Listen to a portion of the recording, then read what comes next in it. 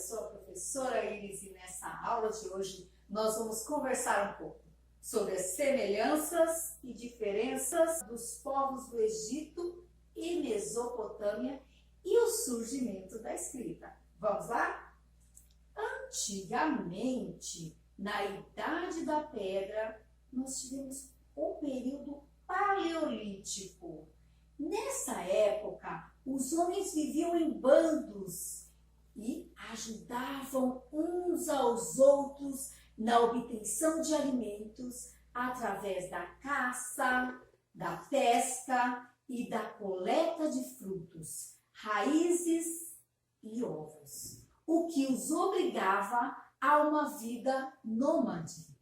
No período neolítico, novas modificações climáticas alteraram a vegetação, aumentaram as dificuldades para caçar e se instalaram nas margens dos rios, e o que contribuiu para o desenvolvimento da agricultura, como o plantio de trigo, cevada e aveia, e aprenderam a domesticar alguns animais e criar gado.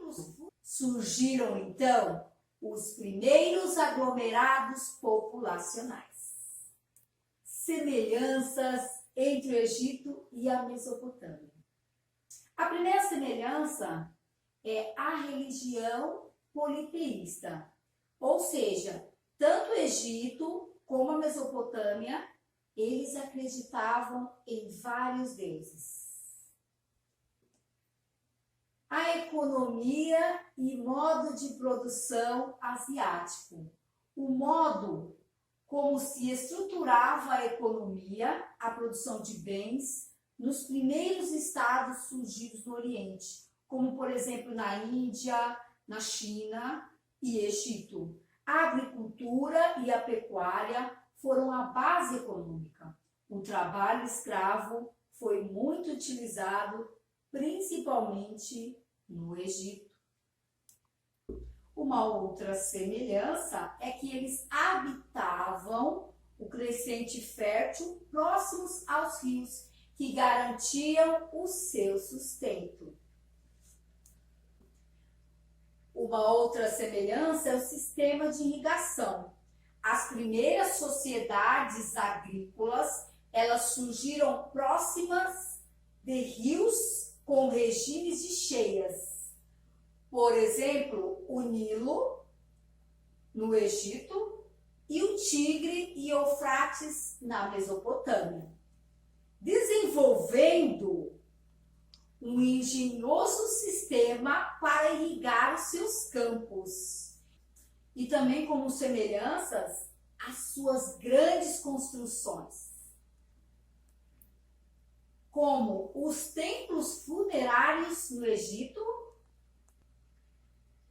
e o zigurate, o templo da lua na Mesopotâmia. E vamos falar também algumas diferenças entre os faraônicos e os mesopotâmicos. A primeira delas é o ciclo da água. No Egito, as águas do Nilo se movimentavam em compatibilidade com o ciclo dos grãos.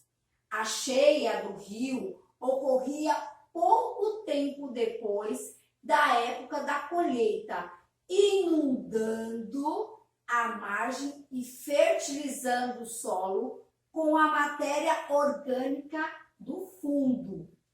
Enquanto isso, na Mesopotâmia, a relação se inverte.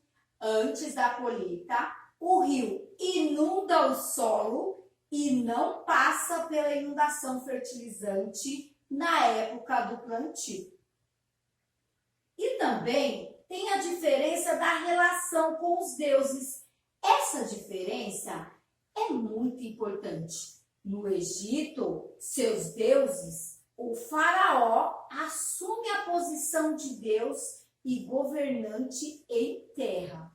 Ao contrário da Mesopotâmia, por mais que o poder fosse deificado, o rei não era Deus. unidade territorial. O Egito é marcado pela unificação generalizada do território, que envolve o Vale do Nilo, em que o faraó, em pessoa, é dono de duas coroas, do Alto e do Baixo Egito. Enquanto isso, na Mesopotâmia, em geral, o quadro é reverso. Na maior parte do tempo, o território da Mesopotâmia é composto por uma variedade de reinos e comunidades que disputam entre si o território. Outra diferença é a morte. Enquanto no Egito existe um culto à vida após a morte, a ponto de basearem a vida em terra na produção dos preparativos morais e materiais do pós-morte, na Mesopotâmia, a morte é colocada num ponto de insignificância e insalubridade, que não cria um culto à morte. O surgimento da escrita. A história da escrita começou com a forma de grafar denominada de cuneiforme, surgida na Mesopotâmia por volta de 3.000 anos antes de Cristo. Posteriormente, os egípcios desenvolveram tais símbolos e criaram os hieróglifos. As diferenças na escrita eram que, no Egito, o sistema foi baseado em pequenos ícones que eram associados a figuras da realidade e que tinham o seu sentido formado a partir da relação entre a maneira como esses termos eram apresentados e o nome do ser que aparece como imagem. Enquanto isso, o cuneiforme mesopotâmio é composto de figuras menos delimitadas, passando por um processo de abstração das figuras e baseando a marcação da escrita em 3 formas de cunha: vertical, horizontal e aberta.